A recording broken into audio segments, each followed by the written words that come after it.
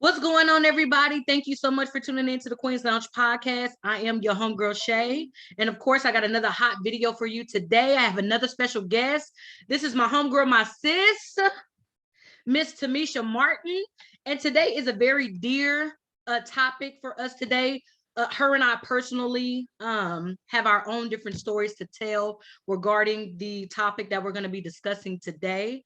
I am definitely going to give her the floor so that she can let you know who she is before we get started with the topic. So without further ado, let me go ahead and introduce you to my sis and let her introduce herself to you all. Sis, let the people know who you are. What's up? Hi, everyone. I am Tameisha Martin. Thank you so much, Shay, for allowing me to come on your podcast. Of course. I love what you're talking about. So I'm so grateful. Thank you so much. I am Yes. Tameisha Martin. I am married to Cameron Martin. Bro. I got the connection with Shay and her brother Keith. I love them so much, like a brother and sister. Yes. A little bit about my background. I took a very traditional route in life. I went to college. By day, I'm a licensed medical hospice social worker. But I am also an entrepreneur. I own Love is Key restaurant, which is on 3000 Truth Avenue. We actually just hit a year one this past Yeah.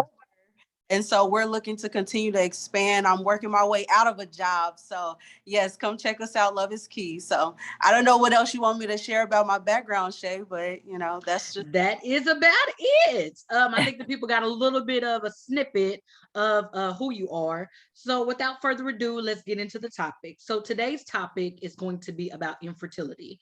Both of us share a story dealing with infertility. For me personally, my infertility stems from a condition called PCOS, and it's polycystic ovarian syndrome, and it's very common.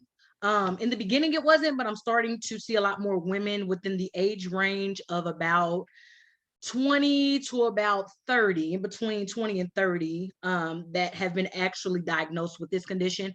During my research, I actually found out young women as early as 11 can be diagnosed with this condition. I didn't even know that.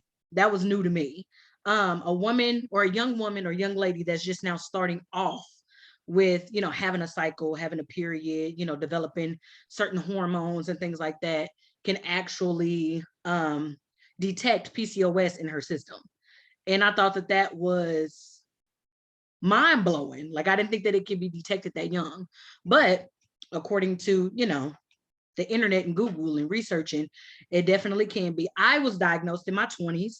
I suffered with the condition for about 12 years now, and it has been an uphill battle. It has been emotional.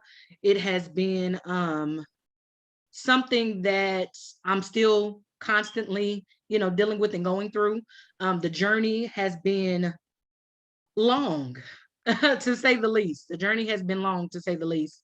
A lot of the symptoms that come with PCOS, I've experienced. Some of them I haven't. I started experiencing more of my symptoms with PCOS the older that I got and the more weight that I picked up.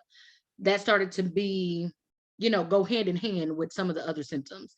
So as long as I kept a steady weight, as long as I kept my insulin levels down, and things of that sort, then I would, not have to deal with excessive hair growth, or I wouldn't have to deal with, cysts on my ovaries, or, I wouldn't have to deal with thinning of my hair or hair loss, with so many things, or congestive heart failure, which is also another symptom of PCOS.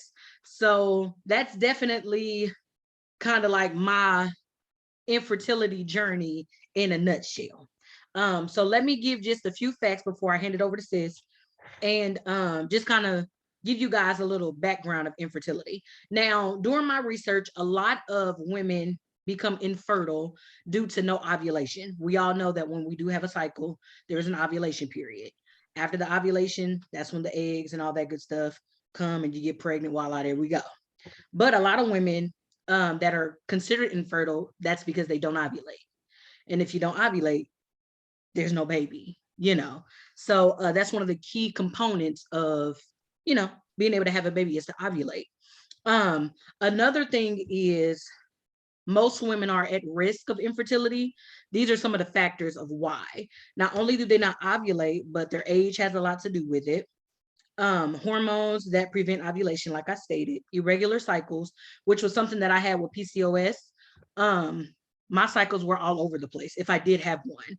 If I had one, I would go months just on a single cycle. If I didn't have one, I would go months without one.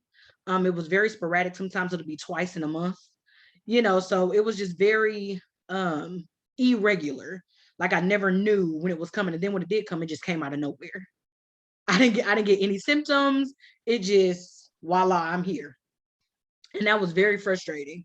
It really, really was. So I had to keep personal items on me in my car, in my purse, in my locker at work, because at any time it could just pop up. I had no way of knowing. Endometriosis, I know a couple ladies that actually had that condition or have that condition. Um, to my understanding, it's um, a more severe condition past the PCOS. And I think if you don't take care of PCOS like you're supposed to, endometriosis is something that you can end up with, or as a result of not taking care of your PCOS if you do have it. And then also problems with your uterus, your fallopian tubes, or your ovaries is also factors of being infertile. Um, some of the other things that explain infertility are unexplained fertility, which is frustrating all in itself. PCOS and endometriosis was three things that kept coming up when I kept doing research on infertility, along with, all the other factors that I, stated in the beginning. Um, Something else I wanted to mention was anytime somebody asked me what PCOS is, I always had to explain it in short term. Long version is PCOS is polycystic ovarian syndrome. It's a common condition that affects how women's ovaries work. The three main features of PCOS are irregular cycles, which means your ovaries do not regularly release eggs, ovulation, which causes you to have high levels of male hormones. Um, when I first found out I had PCOS, I was really scared because I was like, oh my God, I'm gonna turn into a man. I got male hormones. Like, what is that about? I'm a whole woman. Like, I have the body parts to say so. And here it is. What's going on? And it was one of those things where when I found out that I was diagnosed with it, I had to go home and do my own research because, medical experts have a way of talking over your head, not on purpose, but just kind of telling you things medically that, you kind of have to go home and research yourself just so you can get a better understanding of what it is that they're trying to tell you. I've been trying to make sure that I keep my symptoms at bay because they can get really severe. My grandmother actually died from congestive heart failure. She didn't have PCOS though, but that's something that alarms me because I had a family member die from it, and then PCOS can also lead to congestive heart failure. So it's something that I try to be cautious about. I try to take very seriously. Here recently, the only things that I've noticed that really, I guess that really are my symptoms of PCOS. I get excessive hair growth, which I do. I mostly get it like right under here. So I have to like shave constantly, but I get it right underneath my neck. And I get like really bad acne and oily skin, which are some of the most common ones that I usually get. And it's the winter time. Usually people walking around here dry, skin dry, they ashy, but my skin stay oily. And I'm just like, my God, I don't need lotion. Because skin is, let me just take some skin and just, you know what I'm saying? But my infertility journey is still going. God has been amazing to me. He's been awesome to me. He has blown my mind. Definitely blown my mind. But I will keep you guys posted on, how the journey goes and, where the journey leads. So that's just my take on how my infertility journey started. It started with PCOS, and here we are today. So sis, explain to us or give us your story on your infertility journey. Well, it really goes back to my college, to be honest. Mm-hmm. Really, I've been with my husband for quite some time, as you know, Yeah, um, y'all old. out in the 8th grade. And we've always talked about parenthood in the future when we were younger and teenagers. And that is a value of both of ours. And so Mm-hmm. when I graduated high school and entered college, he started bringing those conversations up, like, when are we going to start our family? Yeah. And I was like, just let me finish college and then we can get right on it. And Right. I graduated in 2015. Okay. Um, really, it was on the money. Like, okay, you graduated, so let's start. Now let's get started. Yeah. But before I continue with that, like, now that I look back at it, like you just said, God has taught me so much throughout this journey, because Yes. we were worried about parenthood before we were worried about marriage. And to Yeah. be honest, I've been around people over the last handful of years that have really helped my mindset elevate and really grow and understand, the foundation of family. And Mm-hmm. all throughout college, I was a social worker, so I was studying families and family, Right. child development, everything like that. And over 82% of our children are born to single parent households. And Wow, I that's a high want percentage. that to happen. I knew I did not want that to happen to my family. I had a vision of what type of parenting lifestyle I wanted. And so God's timing is always right. So I know Yes. He's allowing me to get some things in place so I can be the mother that I truly aspire to be. But back in 2015 is really when my journey started. Everyone around me just accidentally got pregnant. So I had no idea about infertility. I really didn't know anything that I know of today, because I just thought it would happen. That's really Right. one around me. It was just happening. But really, when we were just, really trying, having fun, trying, it didn't happen. And so I Mm-hmm. got nervous, like, oh my goodness, like, why is it not happening? So I went, my very first experience, I went to a hospital to get a general checkup, full woman's exam and everything like that. And they said everything was normal. And so I Mm-hmm. told them that, I've started a journey. I'm trying to conceive. And really that was the first experience, that a negative experience I had with a medical professional. They Oh, literally, wow. as a joke, they refused to give me a referral to a fertility specialist, because they're like, you're young, it'll happen. And also made a comment, one of the nurses, like, you're just graduating, don't you want to start your career? So really just Wow. um pushing their views on me, instead of giving me my referral to Yeah. and I literally, it took a whole year for me to get a referral. It was Wow. crazy. And the issues that we're dealing with health insurance, and at the time my finances wasn't where they are now, and I really had Mm-hmm. no other choice but to utilize the professionals that my insurance will pay for. Right. uh, and so after that year of just trying naturally and really trying to educate myself, because I really had no knowledge about fertility and everything like that, because I thought it would just happen. I first got to my first fertility specialist, I think that was in 20 right at the end of 2016, going into 2017. And we started with tracking ovulation. Did that, testing to see if I was actually ovulating. They did a bunch of tests, and everything was normal. I was ovulating. My cycles is like clockwork. Yeah. I was having cycles. Everything was normal. They could not find one thing that they thought was a huge factor in me not getting pregnant. So then Mm-hmm. we the next step was medication management. I started taking some medications that enhance ovulation. So Mm-hmm. one of the tests that I took, even though I was ovulating every single cycle, I wasn't producing a good egg. So Yeah. sometimes I might produce one egg, and it might not be, the best of the best to actually become basically fertile, Uh-huh. basically become a good egg. And so I started medication that enhanced ovulation. So I was, two really good eggs coming after I started taking the medicine. The medicine worked, but it did have Yeah. horrible side effects. I was feeling nauseous and sick all the time. Mm-hmm.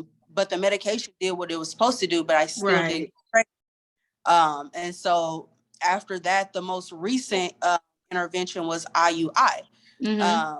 which is intrauterine insemination, Mm-hmm. basically where they implant your spouse's sperm directly into you, Yes. so avoid having to travel through your fallopian tubes. And Yes. at the point, it's really just nature. The egg is already here. Your sperm Right. is here. You just have They to just meet. meet. Yeah. And Yeah. the first round of IUI didn't work, and so the my most recent specialist said do 3 rounds of IUI. If they don't work, they recommend IVF because it's literally unexplained. The only hiccups that they are thinking is impacting my fertility is my weight, which I am overweight for my height. I'm 5'1" and Mm-hmm. weigh 180 pounds. And the last 2 years, I never had an issue with sugar. And last 2 years, I actually had a little bit of high sugar glucose levels. It wasn't Mm-hmm. diabetic level or anything like that, but it was a little higher than usual. Mm-hmm. And I was taking medication to help that. The medication made me extremely ill. So I did it Mm. naturally. I did keto and my sugar is all the way back down now. That is under control. That's Um, awesome. Thank you. And so I'm just working on weight and really just pushing it forward and following the directions of my healthcare provider because I know it's going to happen. Some people just take a little bit more Yeah, help I and did. I took a little longer. and more calm. But Yeah. with it, I do know God's timing is right. I have full faith that is going to happen, and I That's really it. want a full time mother. I want to stay at home. I don't want to be working a job like I told you earlier. I am Yes. a way out of a job, and so I want to be a full time mother, invest in my children, be their primary influence in their education, and I know I can't do that if I was pregnant 2 years ago. Yeah. I was focusing on getting my finances in order and how can I launch Right. years ago, and now my finances look completely different, and I'm setting myself up to really truly be the mother that I want to be. So That's yeah. awesome. One thing I love about this topic is that it's everybody's story is unique, and most women have in common infertility. Everybody's story is different. And I know a lot of women may not want to share their infertility struggles because it's something that's not easy. And if you are, in the middle of still going through an infertility journey, it's definitely not easy. We both have our own personal stories of going through the infertility journey. And although both of our stories are different, they're going to have the best outcomes, which is one thing I love about any type of journey that you go through. Any type of journey that you go through, there's always the preparation process. There's always, the prepping before you actually get to the meal. You know what I mean? There's always the preparation before you actually get to enjoy the feast. And so that's what infertility is. You know what I mean? It's just a personal journey that is preparing you for what the outcome is going to be. You know what I mean? Let me get your take on this. So I don't know if you heard this or not, but it's been going around. Here lately, matter of fact, you know who Tammy Roman is? Off of She was the on Basketball Wives. yes. Yes. Okay, so she is currently married. Matter of fact, I didn't even know the guy that's currently her husband was even her husband. I knew they were together, but I didn't know that they were married. But anyway, so she was on The Real on Wednesday, and her husband have been trying to conceive. Well, see, they're 17 years apart. He's my age and she's 51. Oh wow. Uh-huh. And they have been trying to conceive since, because he has no children, she has two. And so she, of course, being his wife, wanted to give him what he wanted, that kind of thing. She did express that they had 3 miscarriages prior to, making the choice that they decided to make.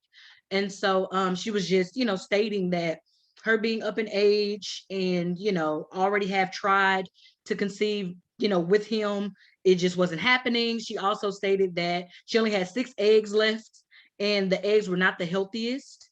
And so they decided to freeze them anyway. And they are going to go the approach of a surrogate. And I think the internet has a way of taking people's words or taking what they think is the most juiciest part of the interview and just flipping it. because the way that I read it made it sound as if she was giving her husband permission to go lay and sleep with another woman just to have a baby. But that's not what she was saying. What she Yeah. was saying was, we're going to go the surrogate route and make Mhm. this happen.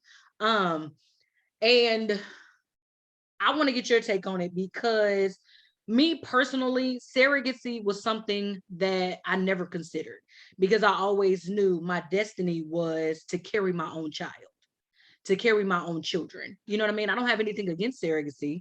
It's just as expensive as having to go the IVF or IUI route, because you have to pay for those services. You know what I mean? You have to pay for. It's almost like having a child yourself, but just not carrying it. You still got to be responsible for doctor appointments and making sure the mom is eating right, you know, and all of that type of stuff. So she had to make a personal video to clarify what everybody else was taking and running with it.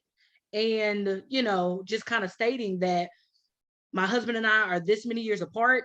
Him wanting the, you know, having the desire of wanting a kid or wanting a child, I don't want to take that from him. And so Yeah. I want to do my part by, you know, giving him the opportunity to find a surrogate that will give him what he's wanting. But I'm still going to be there during the process. And Mhm. so what's your take on that? Is surrogacy something that you agree with? Is it something that, you know, that would kind of be like our last resort? Um, so it's definitely something I do agree with. It's Mm-hmm. not something that is one of the first couple options. It would Right. be towards the last option, but in my opinion, the highest deed a wife can do to her husband, give her husband, is a child. Yeah. And if this man wants a child, he married you as you are. You came into a marriage already having another man's seeds. And Mm-hmm. wants his own seed that he can develop a legacy with and leave for himself. And so Yeah. Yeah. nothing wrong with that. And I do think that's the highest honor a wife can give her husband. And so I will continue any means necessary in order for Yeah. me to bring a child for my husband into the world. And if it ends up having to be through surrogacy, I will take that route. Yeah. Is it a weird situation? Yes. And actually, it's funny because I had read a story in a magazine where the surrogate ended up being the grandmother. Oh, The wife wow. mother carried her own grandchild. Wow. And That's beautiful in a weird way, though. You know what I mean? I Like, I think that's so hurry beautiful. up camera and he said, heck no, the surrogate ranger. That's funny. But yes, if that's what it come down to, I'm willing to try whatever we can, because that is something I know he wants to be a father. It is Yeah. a void. It's beyond just a want. It is a need. In Right. order for him to fulfill his what he believes is his destiny, and that's to leave a legacy. And so, Yeah. Mine was kind of in order. Like, I wanted to be able to carry my own child, my own children, which I will be able to. And then I also considered adoption, which is yeah, also something that I considered.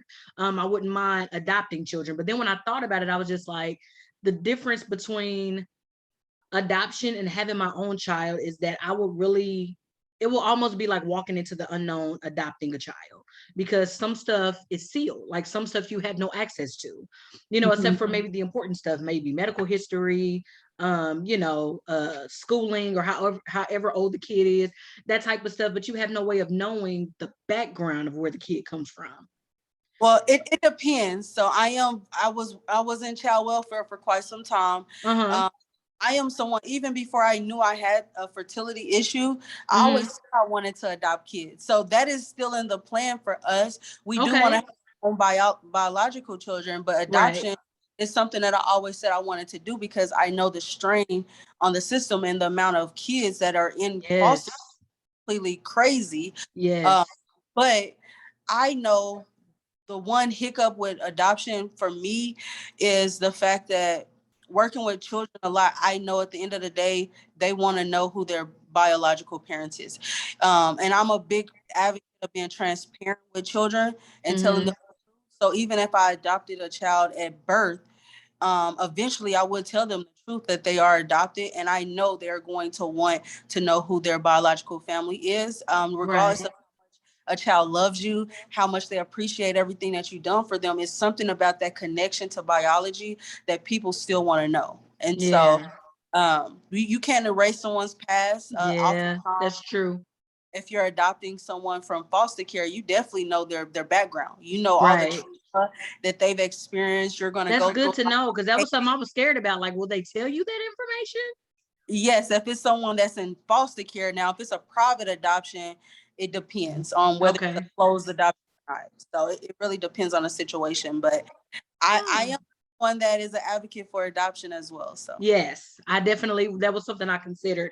Another thing that I thought was important is support, having a good support system going through infertility. Um, and this is a story that I don't think anybody knows, but prior to my husband and I getting married, we were really good friends. We were best friends. And during our dating period, I wanted to be as open as possible. I wanted to be as transparent as possible. Me having PCOS since I was in my 20s, knowing that infertility was a part of that, I didn't want him to walk into a situation blind. So I felt like it was my business to let him know this is what my biological, clock is doing. This is yeah. what I'm struggling with. This is what, I'm going through currently because he too wanted children. He too wants to be a father. You know what I mean? And then, of course, anybody that I'm going to be dating or going to be, potentially marrying, I want the whole family aspect. You know what I mean? And so I felt like in the beginning of us just dating, I wanted to give him the opportunity to be able to say yay or nay, this is too much, I can't do it, I can't handle it. But do you know he never did that? He never shied away. He never said, nah, I can't do this. He wanted more information on it. He wanted to get more, detail. He wanted to know, the ins and outs, or why come, or, why is it like that? Or, like he wanted to really get an understanding of what my condition was. And even when I had those moments of a breakdown or in tears or just questioning, why is this happening to me? Or when is it going to be my turn type of thing? I always could call. I always could call on him. He would always come sit with me. It was always something that was built before, we were even going to conceive a child. And so Mm-hmm. having a good support system was so important to me because it's one thing to have, mom, pop, siblings, but to actually have a spouse that's going to be going through this journey with you, that has the support and has your best interest at heart. Because I often had to ask God to forgive me because I will be selfish in the moment. Because, and I say selfish in the moment because although we're going through it, the men that are in our corners are going through it too, and they may not express theirs in a tear or in crying or in sobbing, or however we express ourselves is different from them. They men, they're not really emotional creatures, type of thing. But sometimes I have to stop and I have to ask, well, babe, how do you feel? Or what do you think about what the doctor said? Or is this something you sure you want to do? Do you want to continue to go through the process? Do you want to stop? Do you want to wait? So I had to not only think about, yeah, it's you going through it, it's you that has to get poked and prided on, it's you that has to sit under a microscope and they got to look at everything and look in everything. It's you that actually has to physically go through it. And it's also you that has to bear the emotion, but so does your partner. You know what I mean? Yeah. He has to go through it too. So I already know that Cam got your back, period. I already know that, you know what I'm saying? He's definitely gonna be the person that's gonna be in the corner to make sure that he's holding hands with you as y'all go through this journey. Yes. I'm glad you brought that up because support That's my too. is so necessary, and it is a very, very important for both of us. And actually, my man is emotional. He wears his emotions on his sleeve. Yeah. So when we are both going through it, it is a somber, ordeal, but we Yeah. are, at the end of the day, we still here for each other. And Right. sometimes we actually can't have the conversations with one another because we're both battling it. And so we have Right. an Right. outside support system of people that are there for us, that can talk to us, other people that we know of that have gone through this as well. So it's so awesome that we have just a wide array of different supports around us that we That's can have awesome. conversations with.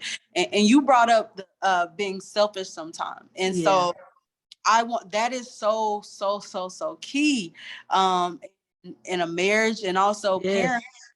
You cannot be selfish. That's And it.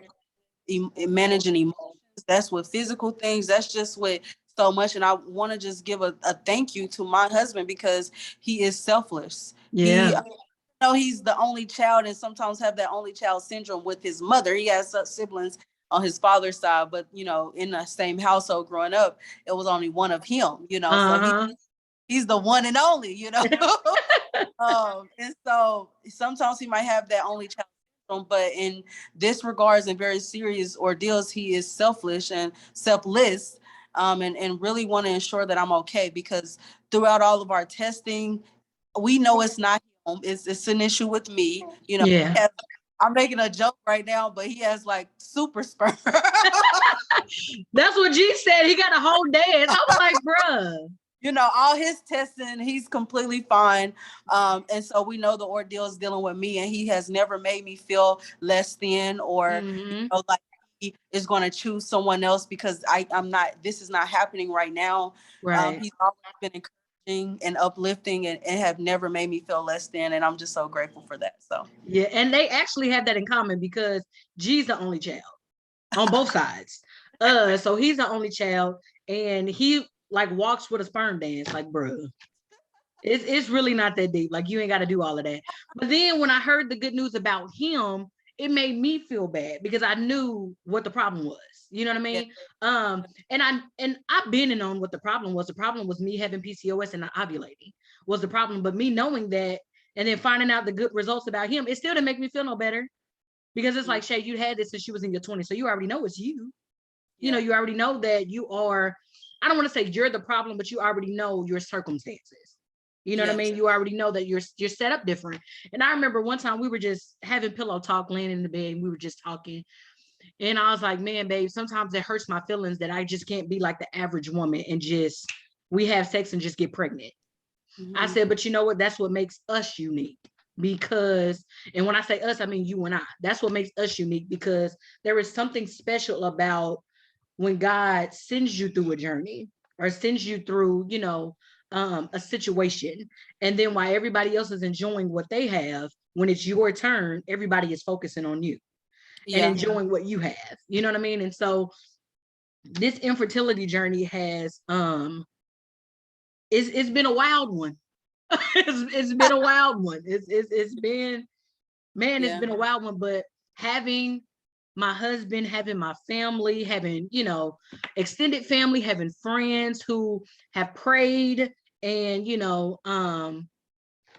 seeked God's face on behalf of us and that, prayed for us without us even knowing, us yeah, doing it for ourselves is just being an amazing, amazing journey. yeah, And it's just like, yo, like, yeah, I'm excited about what's in store. You know what I'm saying? Like I'm excited about, what God is doing because after we receive the promise that he gave us, we can be testimonials to other women that are going yes, through the same thing. You know what I mean? yes, We can be testimonials to women that don't feel like it's ever gonna happen because I felt like that. I was like, okay, yeah, listen, I'm 33 and I want more than one child. And I feel like now I'm gonna have to have them back to back. yeah, girl. Boom, boom, boom, boom. I mean, either have them back to back or just give me all three at one time. I'm Oh cool with that Lord. too. I know. I'm Yeah. cool with that too. But And I Shay, mean, it just, I'm so grateful that you're talking about this because really, to yes. be honest, in our community, this is not talked about. Seriously. Mm-hmm. When you look at the numbers about 40, 50 years ago, infertility among Black women was practically unheard of. Yes. Drastic shift in healthcare disparities and just different things in general within our community, and no one really talks about this. It Not at seems all. like the only thing that's talked about is how to get rid of a child, and I hate to say that. I'm You're not trying to right. be political or religious or anything like that, but I have done a handful of different interventions and have been out thousands on top of thousands of dollars because insurance don't practically cover anything With related to fertility. infertility. Show I don't. can spend a couple $100s and get rid of a child, but it's so expensive To have to one. have one. And It so sure is. this whole journey has opened my eyes up to a whole nother realm of issues that I never even thought about. Yeah. And it's crazy. And we Yes. need platforms of people talking about this so we don't feel like, one, that we're alone and something is wrong with us, but also let us understand what's happening out here. Because Right. I am someone that, I want to be accountable, because Mm-hmm. a lot of healthcare decisions that we make is decisions that we can make. I want to be accountable for the things that I can control. I That's think I had it. a conversation before. A lot of times we think things is completely out of our control, and it is what it is, or it's just biology. But for example, my weight and sugar level is not biology.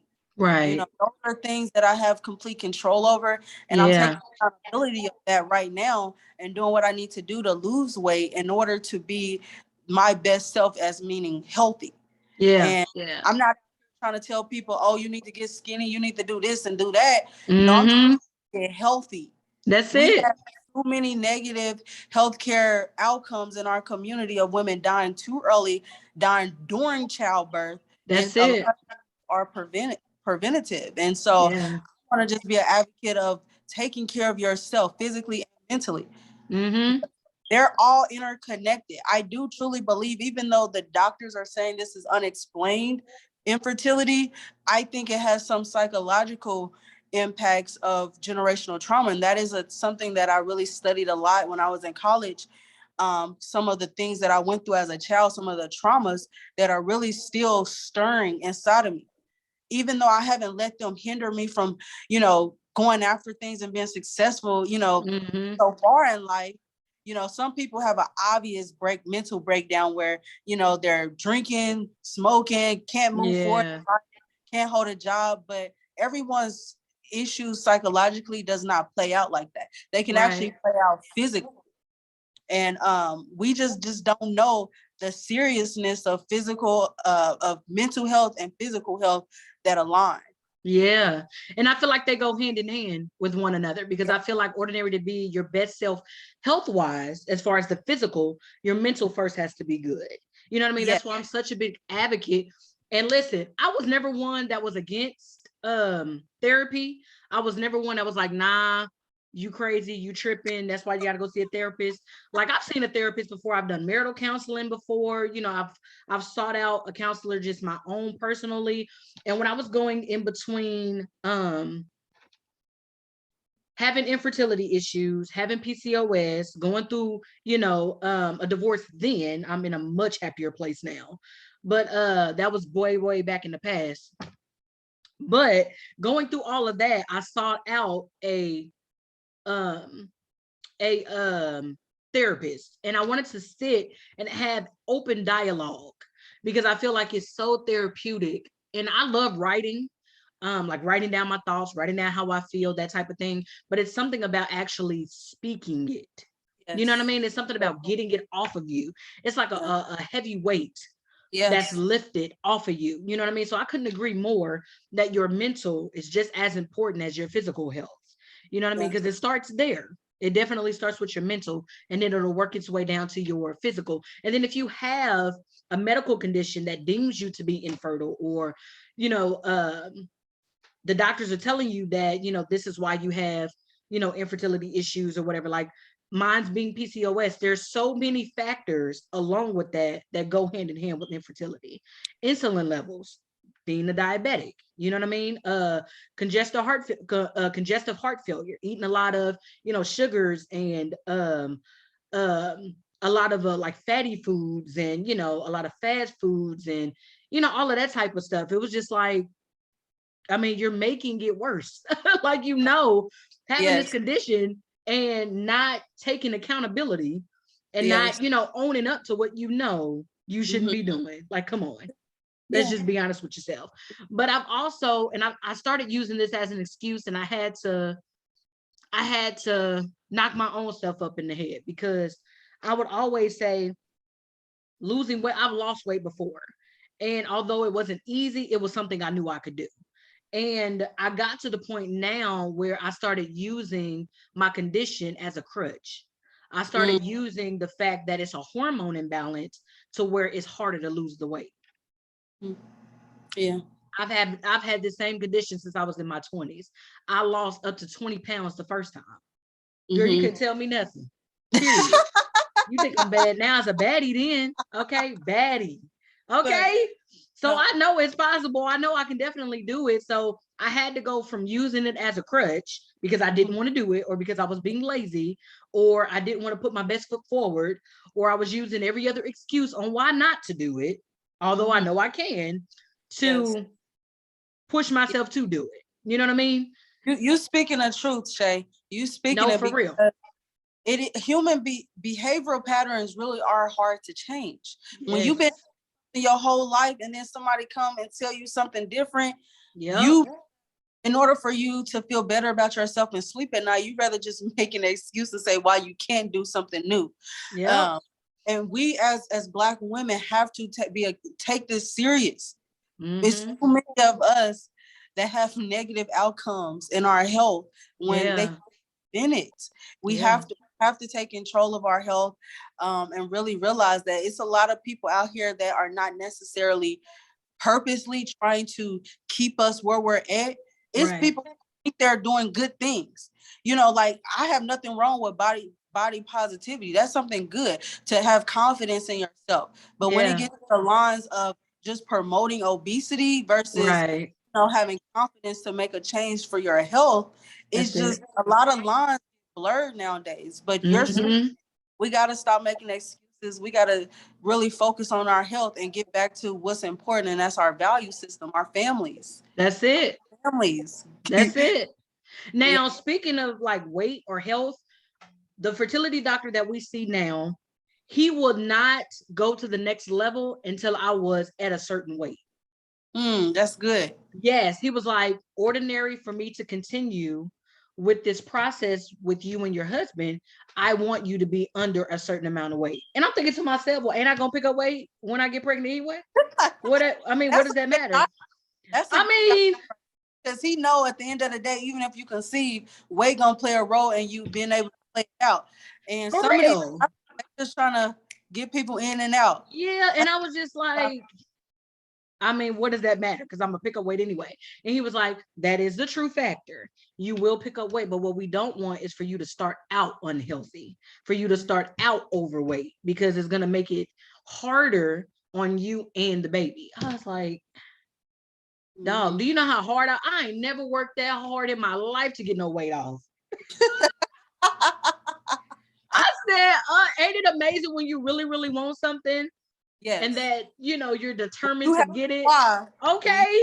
Why you gonna any means necessary. Period. Yeah. You will do anything necessary to make sure you get what your mind is set on. And that's how it was with me. I knew conceiving and having children, not just a child, but having children was so necessary for me, that him telling me, okay, you got a month or you got a month and a half to get down to X, Y, and Z weight before we'll do anything else. All right, bet. I left the doctor's office. I was like, yep, we ain't doing no meats, we ain't doing no sugars, we ain't doing no sodas, we ain't doing nothing. And she was like, that mean me too? I said, yeah. If I gotta suffer, sir, you gonna be the daddy. You do too. You gotta suffer too. But my fertility doctor and his team have been amazing. They literally make us feel like family. Like when we walk into the office, they like say hello by name. That's good. That's good. I love that. Like we literally feel like family when we walk in there. And he is just amazing. We told him what the circumstances was. He did all the necessary tests he needed to do, and it was just go from there. All right, I got the plan. Now it's just time to put it in action. So I was so grateful for that. But there's so many things that play a factor in infertility. As individual women go through their own journeys, and as a whole of women that suffer with infertility. But there are so many things that are important while going through the journey, and that is to have a good support system. I have to put at the top of the list. You know what I mean? And then if, for whatever reason, whatever woman is not able to, produce or have, the desire of their children, there's always other avenues, which is a blessing as well. A surrogate, adoption, all of that good stuff. And so this topic was something I definitely wanted to talk about, it because it is something that I, went through personally, am going through personally. You know what I mean? And I couldn't think of a better person to, invite to the lounge, you know what I mean, to have this conversation with, because we both are actively, going through the process, going through the journey, awaiting the outcome, because it's going to be a bomb one. You know what I'm saying? And I'm so super, super excited about, what the future holds for the both of us, because it is going to be amazing. Yes. That is for sure. Sis, is there anything else you want to add to this topic? Keep doing what you do. It's more us out there. There's so Yes. many other women that are crying at night, that are praying, that really just don't know what resources is out there, or if they are going through this by themselves. You're not. There's Yeah. a lot of us out there who know what you're going through, know how you feel. Mm-hmm. Continue to push through. If God has planted a seed in you to be a mother, it wasn't by mistake. That's And we it. don't always know God's plan for our life, whether That's that's a biological mother or impacting someone else's child, but the desire is there. And a mother is more than just carrying a child, it's actually influencing someone and helping impact a child's life for the better. And so I am so grateful for you talking about this. I know this is just the beginning of continued Yes. things that I have to do for my own personal health in order to achieve God's vision for my life. And I'm hopeful. Yes. This whole ordeal has helped strengthen my faith, develop a strong relationship with Christ. That's So I've awesome. had so many lessons out of this, and ultimately it will be a child. And so thank you. Yes, it will. And I cannot wait to meet niece or nephew, or both. Niece and nephew. I mean, however God want to play that. I'm cool with either way. Something else I wanted to mention. I know, because I'm here for it all. For real. I'm here for the double. I really am. I'm here for the double. One thing that I wanted to mention, as well as before we, end the video, is if you are a woman who is suffering with infertility, if you are a woman who doesn't know whether she can or cannot conceive, please reach out to your local OBGYN or your local physician. I went to my OBGYN, and my OBGYN was able to give me a thorough kind of talking kind of thing, because she's not a fertility doctor, so she can only tell me so much information. But she was able to refer me to the fertility doctor that I am with now, and I couldn't be more happier and satisfied with the both of them. So seek out your OBGYN, have a conversation with your OBGYN, allow them to give you a referral to a fertility doctor of whoever they suggest, or if there's someone you may know, that you want to be referred to, do that as well. Please don't let infertility discourage you, because it can easily do that. It can easily make you feel like it's the end of the world, because that's how I felt. And then it makes you feel like it's never going to happen the older you get. You know what I mean? Because we know the statistics say, when you're over 35, it's harder, to conceive. You know what I mean? And so don't let that be a discouragement to you. Just seek the facts, get the necessary help, talk to the necessary doctors, and see what they can do for you before you just completely give up all hope, because there are, things out there that can be done for you. Yes. God has the last say. Yes. Yes. God help those that help themselves, So Yes. you want to be a mother, and Yes. you're heterosexual, and you ain't got a man. Yes. You gotta Okay. get yourself together. Find that man that's Yes. father, not leave as a single mother, but That's it. get to work. Get to work if you want that as for your life. Yes. Faith without works is dead. So, Yes. when it's something that you want, put your best foot forward. Show God you want it. Yeah. Show God that you want it. So do your part so he can do his. Period. Yeah. Period. Well, that's it. That's all we have for this video today. No, you know what, sis? I got something I want to ask you before I let you go. Okay, so my last couple interviews, right? I did this little questionnaire thing, right? So I named the game This or That. And I know you're probably familiar with the game This or That. So I'm gonna ask you, because I asked him and I can't leave you out. Okay, so before I let you go, let's go ahead and get started, right? So I have a series of words, and you let me know which one you prefer over the other. Okay. Okay. So, question number 1, heels or flats? Heels. Oh, period. Okay. 2, natural or relaxer?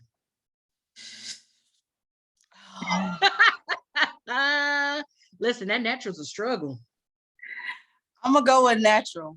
Okay. 3, weave or braids? Ooh, I'm gonna go with weave. Okay. 4, comedy Hold on, movies. hold on. Can I explain? Because I don't want to get my Yes, card. please do. Please do. Look, braids damaged my hair so bad. Did they really? And if your hair, if you ain't got that good texture, you know, that thickness going, braids Yeah. will rip your hair out. And Oh man. and if you got tender headed, I can't do the braids. No, I don't know what's Yeah. happening. You I'm know, tender-headed myself, but you know what? I've been rocking braids here lately. so I I just have love to. braids. I think they're beautiful. Me Yeah. personally, my hair hurts so bad, and braids have damaged my hair. So Oh man. So we gotta go with weave then. yeah. Dang. Okay. Comedy movies or romance movies? Ah, I'm gonna say comedy. I love laughing. Okay. I love a good comedy. A good Yes. comedy show and a good comedy movie. Okay, a staycation or a vacation? I'm gonna say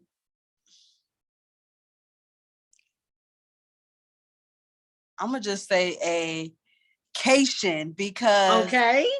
you know, and when you say vacation, that means you're escaping a life you don't want to live. I love my, Okay. but I'm on vacation all over the world and see other I cultures. know that's right. Food. I like it. I'm gonna have to start using that. Where you going? I'm going on vacation. Vacation. Period. I like it. I'm gonna have to use that. Okay, 6, dresses or pants? Dresses. Okay, 7, lipstick or lip gloss? Mm. I'm gonna go with lip gloss. Hopping. Okay. Gloss. Okay. Okay, number 8, a full face or a natural beat? Natural beat. Ooh, yeah, it made my shoulder move. You know, us that got Yes. flawless skin. You know. Yes. Yeah, I'm trying to get my skin like yours, girl. You know, Okay, my 9, sundress or maxi dress? sundress. Okay. And then 10, pantyhose or bare legged? I'm gonna go with bare leg. You know, I wasn't Yes. born in 1950. Listen, I'm so glad that we are in the era where we ain't gotta wear pantyhose no more. Woo, thank you. Oh man, Mm. I'll throw some leggings on, but them Oh my pantyhose god. and That's all it. kind of stuff. I ain't got time for that. Okay. And then you gotta buy 2 or 3 packs a week. Ain't nobody got time. Ain't nobody got time. I'm wasting $1.99 on some pantyhose and I'm only gonna wear it once a month. Yeah, I ain't doing this. I ain't doing this at all. Period. Well, sis, thank you so much for I coming to love hang those out with me questions. at the lounge today. Huh? I love those questions. Those were fun. Thank you. Tell I me wanted to do what something a little different. what does my answer say about me? I know. You know what? I'm gonna have to do something like that. Cause I was talking to you. I was like, babe, I want to do something different at the end of the video instead of just ending it. I said, so what if I do like a little this or that type thing? Now I got another one, and I'm gonna have to get you on a podcast again so you can do it. But I got another one where I want to do like a 25-minute or 25-second question answer thing, like they do on Family Feud, where you read the questions off and they gotta answer Oh it. yeah, I Yeah, like I that. want to do something like Ooh. that too. So I got to get you back on the show for a different topic so I can do that one. But since I have had a endless amount of support from the women that I have asked to be on the podcast, and they have been such amazing guests on the show, that I wanted to do something that was, woman related. So most of the questions are things that we like, things that we wear, that type of stuff. So I had to bring a little something out. Yeah, it's a little something, a little razzle. But sis, thank you so much for being a part of the lounge today. This topic was very dear to me, and I know you had a lot that you wanted to express and kind of get off your chest regarding the topic. And I'm looking forward to what God is about to do for us, because He about to do it. Okay? Yes. That's a fact. Yes, and I am so excited. But y'all already know what to do. If you are not, you need to follow me on Facebook.com. You can also follow me on Instagram. If you are not, you need to be following me wherever you listen to your podcast. I'm on Spotify. I'm on Castbox. I'm on Pandora. I'm on Apple Podcasts. Wherever you listen to your podcast, you are there to listen to the Queen's Lounge. Thank you so much for tuning in, and we're going to catch you on the next one. Sis, yes, this will not be the last time you see me. Yes, get it. Yes, I definitely got to get you on here again. Yes. Yes. Thank you so much. I'm going to let you go because I know you probably got a busy day. So I'm going to let you go so y'all can get ready for the game. Yeah, game is already on, girl. It's we already done kicked off. Are we winning at least? I don't know. We've been talking, so I haven't been right. Well, go Chiefs. We're going to see how this go. Right. All right, sis. I love you. Thank you. And I will catch you next time. All right. Bye-bye.